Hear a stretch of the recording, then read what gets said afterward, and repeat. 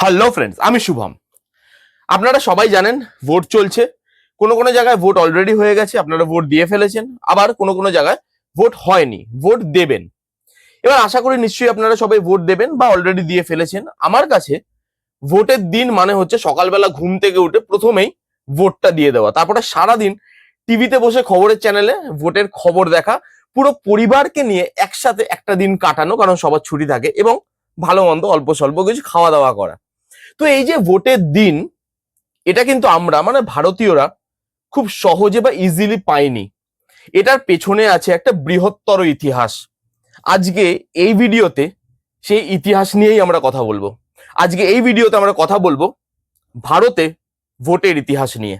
এই ভোটের ইতিহাস জানতে গেলে আমাদেরকে সময়তে একটু পেছনে যেতে হবে, এবং বেশ খানিকটা পেছনে, ব্রিটিশ আমলেরও আগে, যখন এখানে রাজার রাজত্ব চলছে। একবার ভেবে দেখুন, তখন দেশে কোনো ভোট নেই, তখন সাধারণ মানুষের কোনো মতামতের দাম নেই, তাদের কথা বলার কোনো অধিকার নেই। দেশের আইন তৈরি করে রাজা, আইন ভাঙে রাজা, এবং দেশের সবকিছু বিশেষ বিশেষ যে জিনিসগুলো, সেই জিনিসগুলো রাজা অথবা প্রভাবশালী ব্যক্তিরাই ঠিক করে থাকে। কিন্তু আজকে সেই জিনিসটা হয় না। আজকে আমি আপনি ঠিক করি যে দেশ কে চালাবে। ব্রিটিশ আমলের আগে ভারতে কিন্তু কোনো ভোট ব্যবস্থা ছিল না।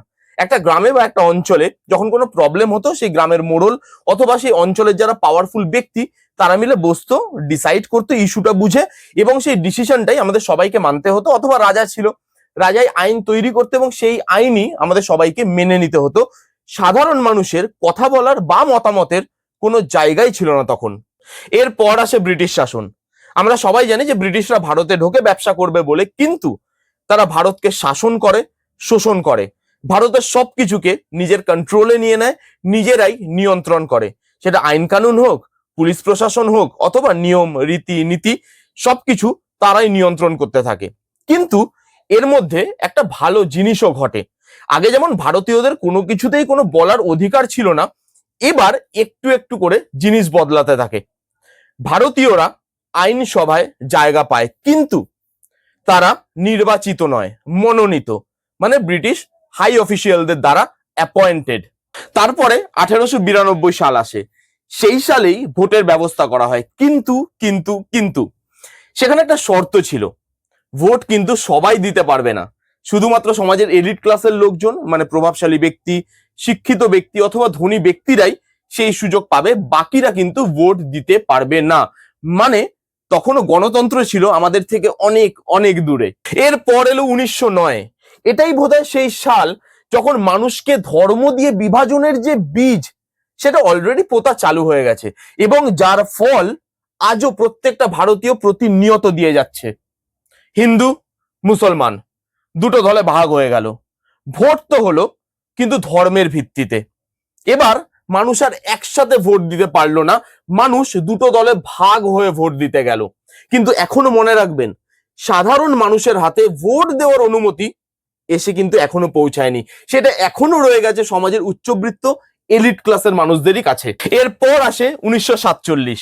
আমরা সবাই জানি ভারতের স্বাধীনতা, কিন্তু প্রশ্ন একটা থেকেই যাচ্ছে, দেশ চালাবে কে? ঠিক হলো, ভোটের মাধ্যমেই এই সিদ্ধান্ত নেওয়া হবে, এবং এখান থেকেই সৃষ্টি হয় এক ঐতিহাসিক সিদ্ধান্তের। এবার তারা সিদ্ধান্ত নেয়, ভারতের প্রতিটা প্রাপ্তবয়স্ক নাগরিক তারা ভোট দিতে পারবে, সেটা বড়লোক হোক বা গরিব, পুরুষ হোক বা নারী, সবাই এখন সমান। এবং এখান থেকেই জন্ম নেয় ভারতের আসল গণতন্ত্র। এরপর সালটা 1951 কি 52 হলো ভারতের প্রথম সাধারণ নির্বাচন। আচ্ছা, তোমরা জানো সেবার কত লোক ভোট দিয়েছিল? প্রায় 17 কোটি লোক সেবার ভোট দিয়েছিল। একবার ভাবতে পারো, সবে দেশ স্বাধীন হয়েছে, টেকনোলজি প্রায় নেই বললেই চলে, বেশিরভাগ মানুষ সমাজের নিচু তলা থেকে আসছে, পড়াশোনা অনেকেই জানে না, এবং যেখানে তখন দুবেলা দুমুঠো খাবারের জন্য মানুষকে প্রায় লড়াই করতে হচ্ছে, সেখানে পড়াশোনা একটু বিলাসিতা নয় কি? তো তখন যেহেতু অনেক মানুষ পড়াশোনা জানতো না, তাদের সুবিধার জন্য আনা হলো প্রতীক চিহ্ন অথবা সিম্বল, যাতে তারা চিহ্ন দিয়ে ভোট দিতে পারে। কারোর হাত, কারোর ফুল, কারোর সাইকেল, মানুষ গেল এবং তারা ভোট দিল সেই চিহ্ন দিয়ে, এবং তাদের তাদের সুবিধাই হয়েছিল। এবং সেটাই ছিল বিশ্বের সব থেকে বড় গণতান্ত্রিক নির্বাচন। সেই সময় থেকে আজকের সময় সময় গড়িয়েছে অনেকটা, পরিবর্তন হয়েছে অনেক কিছু এবং পরিবর্তন এসছে ভোটেও। সেটা ভোটের বয়স 21 বছর থেকে কমিয়ে 18 বছর হোক, অথবা কাগজ থেকে ইভিএম, পরিবর্তন হয়েছে অনেক কিছু। যেখানে একটা সময় সাধারণ মানুষ কোনো কিছু বলার বা মতামত রাখার অধিকার পেত না, সেখানে আজকে সাধারণ মানুষ সরকার গড়ছে। তাই আমার মতে ভোট কিন্তু শুধু আমাদের অধিকার নয়, ভোট আমাদের দায়িত্ব। তাই সামনেই ভোট আসছে, সবাইকে বলবো ভোট দেবেন, সাবধানে দেবেন এবং আপনার বুদ্ধি দিয়ে বিচার বিবেচনা করে তারপর ভোট দেবেন, কারণ আপনার একটা ভোট অনেক কিছু পরিবর্তন করতে পারে। তো এই ছিল ভোটের ইতিহাস। আমি যেটুকু জানি সেটুকুই আপনাদের সাথে শেয়ার করে নেওয়ার চেষ্টা করলাম। আপনারা কারা কারা জানতেন এই ইতিহাস, অথবা কে জানতেন না, এই ভিডিও থেকে জানলেন, কমেন্ট করে জানাবেন। কিন্তু কেমন লাগলো এই ভিডিওটা জানাতে ভুলবেন না। ভালো লাগলে please give a Thums up, like করবেন, কমেন্ট করবেন, শেয়ার করবেন, চ্যানেলটাকে মাস্ট সাবস্ক্রাইব করবেন। দেখা হচ্ছে নেক্সট কোনো ভিডিওতে। ততক্ষণ bye bye, take care and be safe.